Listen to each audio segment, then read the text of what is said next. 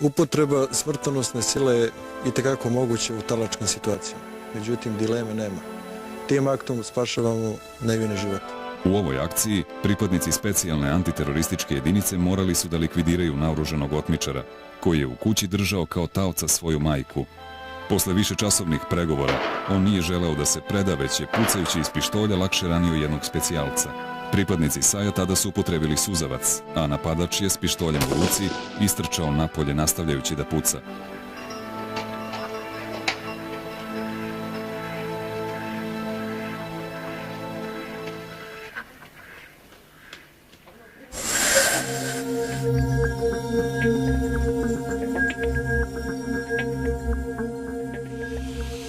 U uslovima urbanog terorizma, za koji je ova jedinica specijalizovana, timovi moraju brzo da reaguju i da u što kraćem roku stignu na mesta koje su često nepristupačna.